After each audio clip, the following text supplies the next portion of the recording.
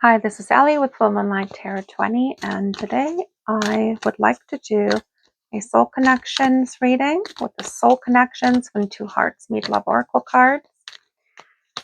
So let's see what comes out here. If you have a soul connection with someone, if this resonates, then this message is for you. If not, maybe the next one will be.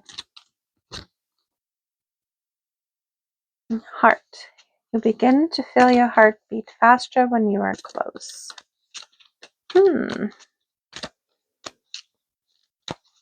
Let's see what else wants to come out. Connection. Your connection is internal and unbreakable. That's definitely what soul connections are. I mean, you've probably have had lifetimes together, whether you just met. Let me make sure these are on camera. Yep. Soul connections usually meet in pretty much, well, if not every lifetime you have on Earth, most lifetimes. And soul connections, you usually can tell, you have a feeling that you've known one another.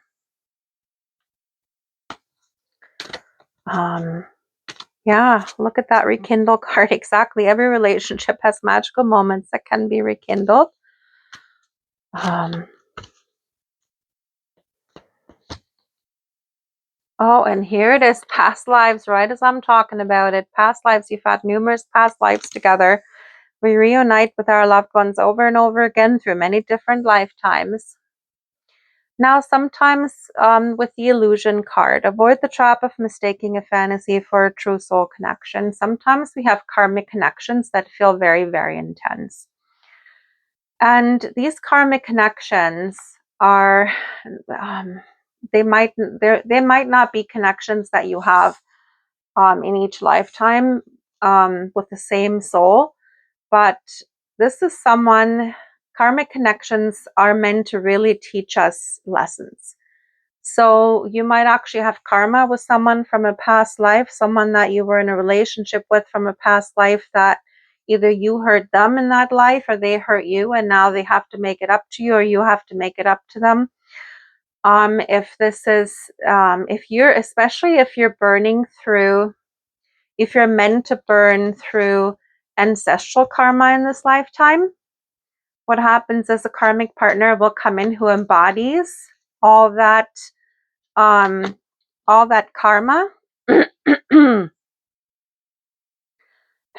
Excuse me, this is not necessarily something that you have done in this lifetime. This is something that has been passed through your ancestors, right? This can be a karmic pattern, right? This can be, for instance, maybe the women in your lifetime have always felt trapped in their marriages, right? They have felt trapped because throughout history, women were considered property, right? And they,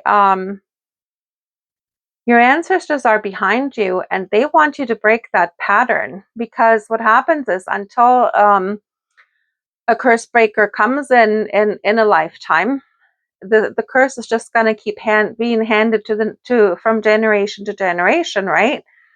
So if you're the curse breaker, then you would have attracted a karmic partner who felt very intense. This was someone that you've had a really intense connection with, but they carried all those traits, and they made you go through those patterns that your soul wanted to break, and that your ancestors wanted you to break in this lifetime.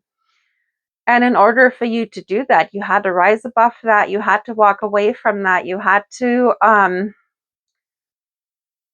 to break that pattern within yourself that tied you to that situation, right? So you would have walked away from that partner, and you would have worked on yourself so much that maybe you've spent a long time by yourself, right? You've spent many years by yourself without a partner, because you finally had to come to that position, that place within yourself where you did not feel the need to have a partner, where the role that the women in your life, the women in your ancestry have always played, the role of having to be a wife, having to be a mother, and that's the only role they were ever giving in their lifetime.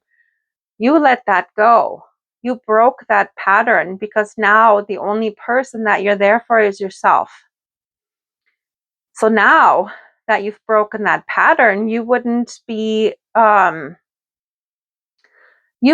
attracted to karmic partners who would force you into that role, right? Someone who would make you feel like you're enslaved and you're only good to be a wife and you're only good to be a mother and you're not good for anything else, right? You would not be attracted to partners like that anymore. Now you would be attracted to a true soul connection, someone who would value you and support you and help you grow in the life that you choose for yourself and the roles that you choose for yourself for the rest of this lifetime.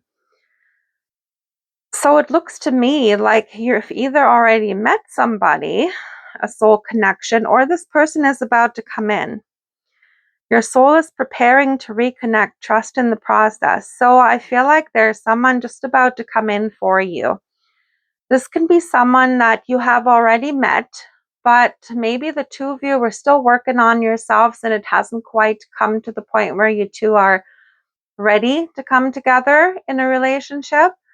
But maybe now the time is close where the two of you have done enough work on your own selves in order for you two to come together. So with the avoid the trap of a mistake and a fantasy for a true soul connection, you now know the difference. Because, oh my goodness, sorry. Because now I feel like you know the difference between a karmic partner, someone who is going to give the vibe of someone who wants to control you, versus a soul connection, someone who is going to leave you your freedom, right, within the relationship, someone who's not going to put pressure on you, someone who's going to love you for the way you are. They're going to love that you're free in your own life, that you make your own decisions, that you're a powerful person within yourself, that you want to have control over your own life without someone else trying to push their control over on you, right? They're going to accept, they're going to respect that. And they're going to give you the autonomy that you need within the relationship, right? And they're going to respect you. So you're going to know the difference. A soul connection feels very familiar, very comfortable. You're not going to be triggered. Whereas karmic connections trigger you, right? Because they try to force you into certain roles. So, and I'm not talking about twin flames here. I don't see a twin flame card here because twin flames are completely different. They're meant to trigger each other. A twin flame comes in to trigger you, and honestly, twin flames are so rare. It's only 5% of the population on Earth, okay? A lot of people who think they're twin flames are actually not. So, a twin flame is meant to trigger you because the two of you are trying to grow your soul to the point where all the karmic debris that's left in your field has been burnt off, right?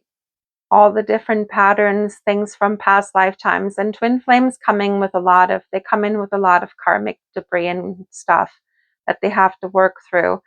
Very, very tough to be a twin flame, let me tell you. Very, very tough. But anyways, for those of you who resonate with this reading so far, there is a soul connection that's about to come together.